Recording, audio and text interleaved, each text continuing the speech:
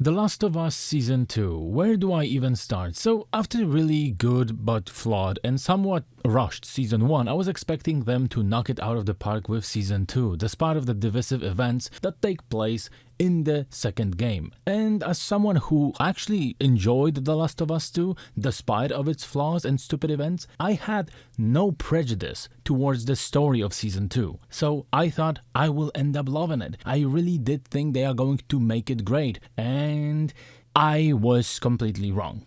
They tried to fix its flaws and stupidity, but it seems like eliminating stupidity from The Last of Us 2 also seems to eliminate its heart. Welcome to Season 2 of The Last of Us. First, we received the information that Bella Ramsey is going to be still playing Ellie in Season 2. They are not going to recast, and that made no sense to anyone. But we all knew from the get-go that they are going to still with the same actress, despite of the fact that Ellie is much older in the second game, and she does, like, Bella Ramsey doesn't look at all like Ellie. And it's even worse when you look that they hired Caitlin Dever for a role of Abby, and Caitlin actually looks like Ellie from the games. It feels like they did it on purpose. So, as I bought Bella Ramsey in Season 1, and I think she did a great job, here she's not even a good of an actress. We get plenty of pictures, like this for an example, where she looks comical when shooting a gun or in some action sequences, and she worked in Season 1, yes, and in Season 2, this was just a complete train wreck in slow motion. And on the beginning of the Season 2, I was still positive about the show. The first episode was uneventful, but it somehow worked. It was supposed to set up things that are going to happen moving forward. Followed with the episode 2, where despite of the weird changes, they actually fixed few things, and they fixed Joel's death.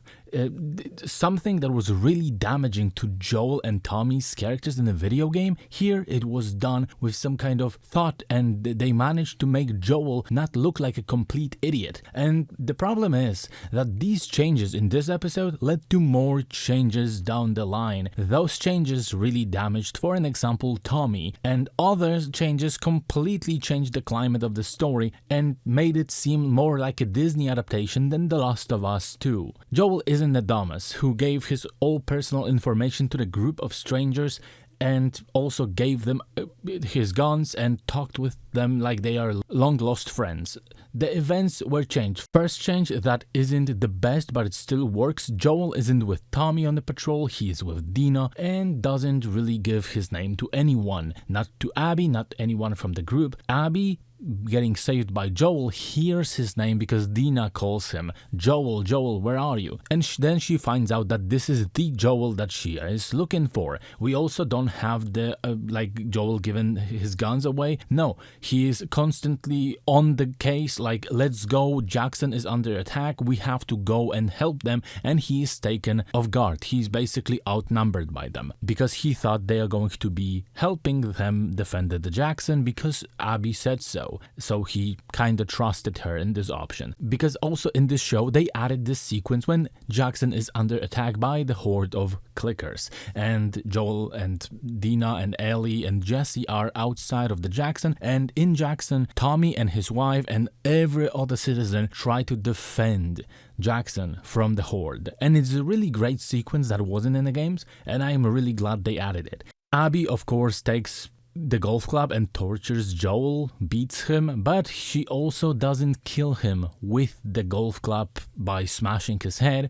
She takes the broken golf club already and stabs him in the neck. And Bella Ramsey has probably her best acted scene in the entire season, where she crawls towards Joel's dead body as he's bleeding out, and I was surprised. People mostly loved it, and I also was very positive about this episode. And the scene from the game kinda was more dark, more menacing, and this one was calmer and kinda didn't have the same impact. It wasn't made just purely to piss you off, it feels like it was in a video game. However, I was really interested what they are going to do moving forward with the show. Imagine my surprise that from now on everything went crashing and burning faster than the Two Towers. Episode 3, completely unnecessary filler. There wasn't even a lot of mourning in this episode as it should be a mourning episode. This was just pointless walking, talking and fighting with the council and convincing them why they should send a group of people with Ellie and Dina to get a revenge for Joel. And they were voting yes or no. Tommy didn't even go chasing Abby. No, he in the video game, he just goes out and we follow the trail of dead bodies left by him after he's chasing Abby, and he even end up torturing some of them to get the information where he can find Abby. And in this, no, he's just conformist who accepts Joel's dead and decides to, okay, we have to move forward. Joel wasn't the best guy. And yeah, they even add to the fire with the scene that appears later in the show where we find out that Joel was the one who defended Tommy from their abusive father, by the way. So yeah, great brother, by the way. And here, Ellie and Dina have to get help from Seth, the bigot sandwich guy, that they unfortunately didn't place this line in the TV show, and it's such a loss. Like, this is a meme, you should have gone with the memes, and they were even scared of memes. So Seth is ending up like helping them to go to the Seattle and to get the revenge for Joel, of all people. So episode 4 is already happening in Seattle, and this is the moment when the writing takes humongous dip. Not only everything feels rushed, but the city itself is empty, there is no danger at all, and our protagonists just walk into the city like nothing happened. They don't stumble upon WLF almost never. They would be noticed in the video game, because in the video game WLF basically holds almost like half of the city. In here everything is empty. No clickers, no WLF, no scars, nothing. And then they stumble upon the WLF base. They notice that it's WLF base because it has written WLF on the top, and this is another example of great writing. And they go to the building, they see gutted bodies hanging from the ceiling, but it's also shown to us from the distance because the show is scared of showing gore and violence. And when it's forced to show something, they do it from the distance, or they only show it for a split second and then switch frame and try to diffuse it because they are scared that they are going to lose the audience. I mean, yeah, The Walking Dead lost plenty of audience when they amped up the violence and gore in season 7 episode 1 and the audience got cut by more than half. But yeah, when you are signing up to watch something like this, the show about a zombie apocalypse, you should know that you are signing for something that is going to also contain gore and violence, where these shows, these movies usually have like psychopaths running around and they survive because you know they are psychopaths, so that's why they survived. I feel like you should be ready to see some shit happen if you sign up for this. I don't know why they are scared, but they are scared showing gore and violence. And in the video game is hell of a brutal game, and Neil even said that they are not going to be as brutal as in a video game, so I think we can forget about clip her wings scene from the game. In this episode, which is like a half of the season, more than half of a season, episode 4 out of 7, we finally see WLF members, and Ellie and Dina manage to fight 2 of them. They run away, hide in the metro tunnels, and surprised they are infected with clickers. So there is this messy all over the place sequence when Ellie and Dina try to escape from the tunnels, from the metro, a lot of shaky cam, and they leave the tunnels. And Ellie saves Dina by getting bit in her arm. Like, I feel the show is abusing this type of thing. Like, in the games, Ellie was bitten once when she got her mark that proved that she's immune, and the second bite was at the end of the second game. And right now she's getting bit like, I don't know, like 5th time, 5 times already. And as the game was crazy and unrealistic to the extent of absurd, this was a part of realism in the game. And in here, Ellie was bitten so many times, we don't care anymore. and it was so overused and abused, and it only happens because showrunners didn't want to implement spores from the start. They kinda play a big role in the video game. They're part of the most interesting sequences in the video game. So when in the game Ellie saves Dina, she has to give her her own mask, and they have this argument in between of the horse chase, because why would Ellie give me her mask? She's going to die, and Ellie has to explain to her, I am immune, go, in the middle of the action sequence, and it actually is more tense, and is actually a great scene. In this, it's just another bite. Overused, we are desensitized to it. We don't care that Ellie got bitten like 5-6 times at this point. She's immune. Wow, big whoop. And the whole situation is even funnier when I tell you that they introduced a fucking spores next episode because the death of Nora has to include spores. So what the fuck is wrong with you people? You butchered one of the better sequences from the game because you didn't want spores in the show, and then a few minutes later you will end up introducing spores. Great show running, great decision making. There is this conversation between Dina and Ellie about how Ellie is immune, and it's really treated light-heartedly, whereas in the game it was actually kind of a big deal. Dina is mad at Ellie that she didn't tell her about being immune, and Ellie is mad at Dina that she didn't tell her that she's pregnant, because at this point Ellie sees Dina as a baggage and as an obstacle. And at first when I was watching the show, it didn't really click in my mind how retarded this fucking scene is still altogether, and later when I was started dwelling on it, it slapped me in the face. And yeah, basically the entire scene is devoid of any tension, devoid of any fighting between them, like nothing happened, and they end up having sex, kissing, and with those dirty unwashed hands Ellie starts fingering Dina in the middle of the theater, and I'm like, okay, great. The next morning, they have a more lovey-dovey time, end up laughing, having a great time. Ellie also decides to say, I'm gonna be a dad, because, you know, Dina is pregnant, and they kinda look at it as this is going to be our baby. And yeah, I know this was supposed to be a joke, but it's out of touch and not in the right place, and it's not funny. It's fucking cringe. I'm gonna be a dad. Yeah. This is a revenge story. They are going to get a revenge for Joel, and they end up having a great time. And you, in the middle of the show, you basically forget that this is a revenge story that is supposed to be brutal as fuck. And the next episode, Dina goes with Ellie, something that the video game Ellie would never allow to happen. Basically, it feels like take your pregnant wife to work day. They again roam around the streets of empty city. Dina is going on this sob story that, oh, I was out of the house and I came back and I had a gun and my mom and sister was basically murdered, and at least I didn't have to see it, and how she's strong now. And I'm like, really bad writing. What the fuck happened to this show? And she wouldn't let me go outside alone. But one day I just fucking did. And I had a gun, so who's gonna fuck with me?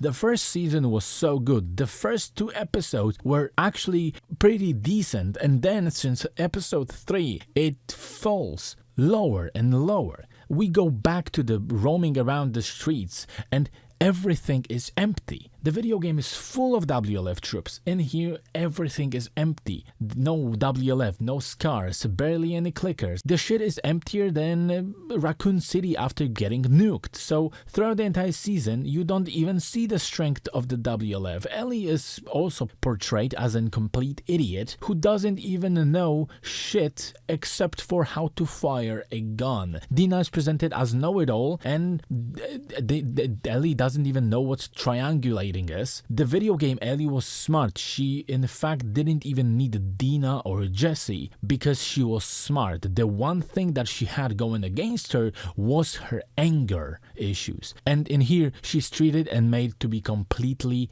stupid character that you don't even want to follow. In the video game she knew what to do, how to operate the map, how to sneak, avoid clickers, and in here she feels like a complete idiot. She is also presented as a softie because she also trusts these moments of let's save someone that we don't know moments in the middle of the action, and Ellie in the video game didn't give a shit about anyone that she didn't have ties with. She was killing everyone that was an obstacle on her way to kill Abby. Ellie and Dina also go to this building that is supposedly not patrolled by any WLF soldiers, and because of course it is going to be full of clickers. So they go inside, and if not for Jesse, these two dumbasses would be a clicker food. So he found them at the right time, at the right moment, most convenient time, and they go out and run for the first time into WLF group. They run away from them towards the park, and the park is full of scars. So they are about to perform the ritual to gut some poor guy. They gut him out. The camera obviously shies away from the guts hanging out from his belly, and it's completely like the show is scared of showing the violence, and they had to diffuse the situation when they steered the camera to the Grand Wizard of the cult, and he says, "Harry is free." And it felt like it was some throwaway line that was supposed to be kind of attempt at comedy. In The Last of Us Season 2, that was supposed to be attempt at comedy. Dina gets shot in the leg, they run out of the park, Jesse takes Dina to the theater, and Ellie, surprisingly, is right at the place where Nora resides. So she sneaks through the grass, and listen, nobody sees her. And it's not like a tall grass, it's really short grass. It feels like they implemented the journalist mode from the video game. You had hacks in the video game. If you crawl, nobody sees you, even if you are not hiding or you even touch their feet, they don't see you. So it feels like that.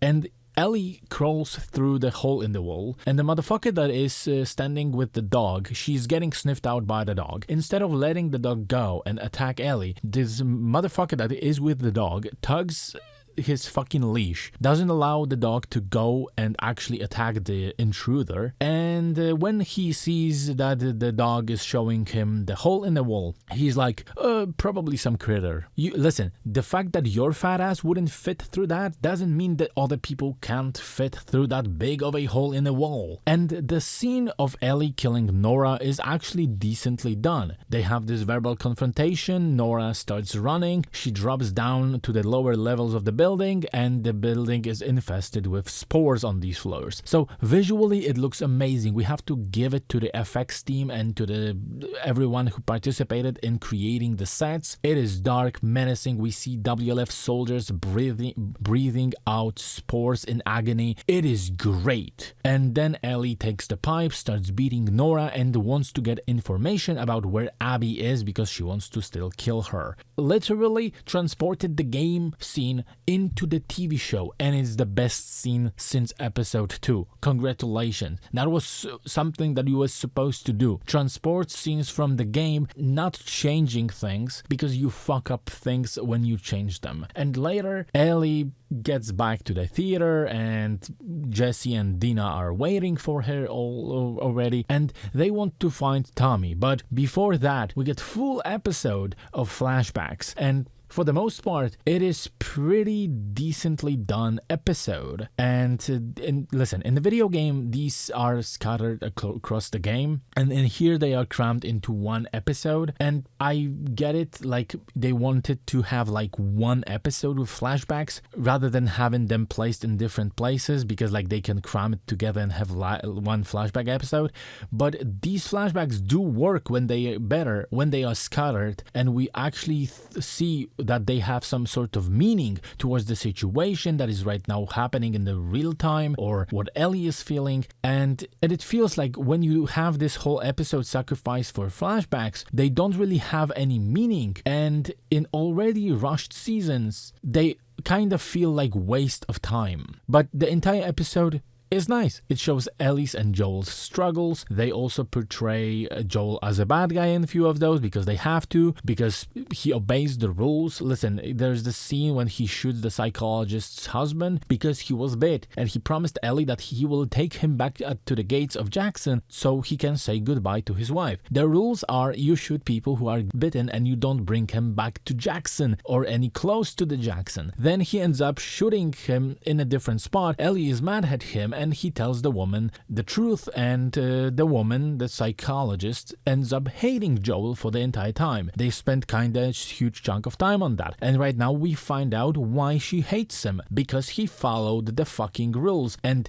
didn't put in danger everyone else in Jackson. And Tommy is also like weirded out by this. Why would Joel do that? Seriously, dude, those are your rules. But okay, the showrunners kinda want to portray Joel as not a good guy.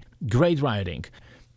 They also changed the scene when Ellie talks to Joel on the porch, because in the video game this scene happens after the last confrontation basically, and here it's crammed into this flashback episode. It takes away its impact, that what was the meaning of this scene, to show that Ellie and Joel started to think things up, how much he meant to her, and why she took the decision that she took at the last fight in the game, that I can't even say, because it's probably at this point going to be 4th season, because they say that the last arc may be the 4th season, so I can't even say it because at this point I'm spoiling the shit for people who haven't played the games. And then here this scene is changed in a way that it's messy. It takes the Joel telling Ellie the truth that he killed every single one of the Fireflies, and at the same time it takes the Ellie and Joel trying to fix things together, and it creates this one big mess, and it doesn't work as intended.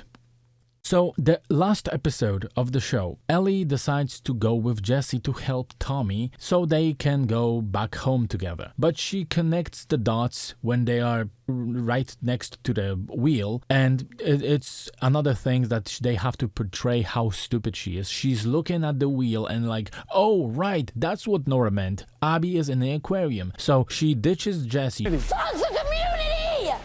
Jesse goes to save Tommy, and she takes the boat, swims, and this weird side quest happens along the way where she crashes and gets washed out on the shore of the island, and the boat happily washed out in the same place right next to her. The Scars see her, they take her, they are about to kill her, and the village is under attack. They fuck off and they leave her unattended. Seriously, that's basically like plot armor, and this side quest meant nothing. It meant jack shit. So she takes off, she goes back to the boat, swims to the aquarium, sneaks in, doesn't kill the dog. They also took away the scene of killing the dog. In the game, this was kinda made so you will like Ellie less and like Abby more, because this is Abby's dog and Ellie ends up killing an animal, and Abby doesn't kill any animals in the game.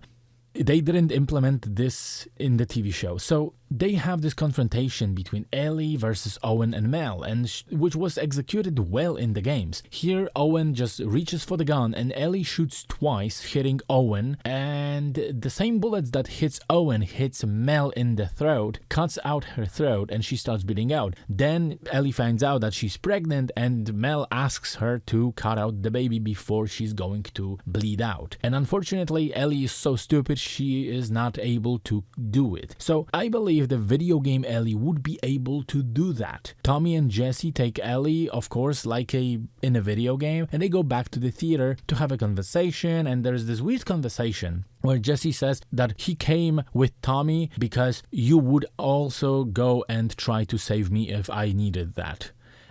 Literally a few minutes before, she ditched your ass, she ditched Tommy ass, and she went to kill Abby, and she didn't even kill her. What the fuck are you talking about? So Abby comes in, beats Tommy. Jesse and Ellie run through the door. Jesse gets instantly headshotted, and the season ends on the cliffhanger of Abby shooting at Ellie, and the screen goes to black, and we don't see anything from the Ellie side. Then after the black screen, we see the short snippet of Abby in her camp with the caption "Day 1." So we are going to be seeing right now in the season 3 Abby's side of the things. So yes, now you have to wait the entire 2 years to find out how the Abby stuff works out, and the last episode you are going to see Ellie. That is it. And you are not going to even see the end of the TV show because this is going to be season 4. And listen, there's a big gaping plot hole in this season at the end. In the video game, Ellie had her own map with theater marked on it, and she was like show me on the map where Abby is, and then you are going to show, and it better check out because I'm going to kill you both if you say something different. So she drops the map when she has this panic attack. In the TV show, she doesn't have the map. She points at the map that lays on the desk, and she says to Owen, take that map and show me where Abby is, and you're going to show me next. So how did Abby find the theater? How did Abby know where they hide? Because there is no map left behind. There's no clue. There's nothing that Abby can take and use as a clue to find them. Nothing. The big gaping plot hole, because you couldn't even take Ellie taking out her own map and dropping it later. So that shows you how abysmal writing in this show is. They didn't even pay attention to the detail. I don't know how they are going to explain it. And the whole thing is like really poor, really badly made, really the writing took a abysmal dip down. The dialogues feel really unnatural, and the whole revenge plotline should be a thing, but it feels like you are on a holiday and you're joking and laughing with friends. There's this theory going around that Neil Druckmann actually made this show so people will like the game more, and if that were true, that fucking worked, because I've seen people who hated video game The Last of Us Part 2 and they end up praising the video game to shit on the show, because turns out the video game is not the worst fucking version of the story. We also get Isaac's story presented to us on the side of Ellie's, where Isaac is completely a character from the side of the Abby's story. So I don't know why we get Isaac things here. It feels like a waste of time. We don't confront him anywhere in the show, and it feels like it leads nowhere, and it feels genuinely like a waste of time that could have been used to make things less rushed.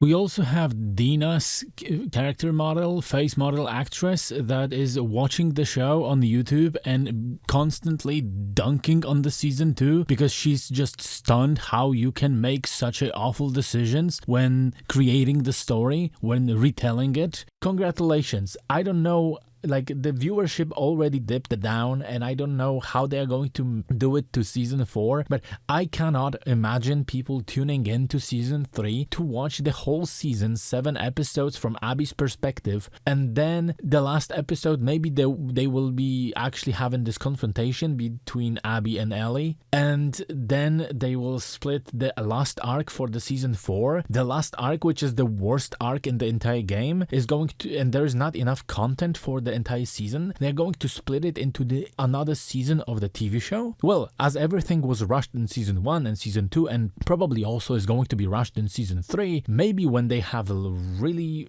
small amount of source material, they will end up, I don't know, making the last arc in the game actually a decent season that is not going to feel rushed. But I don't see HBO allowing them to go season 4 because the people are already disinterested, and I can only imagine how much disinterested they are going to be in 2 years that you have to wait for season 3. And you wasted it.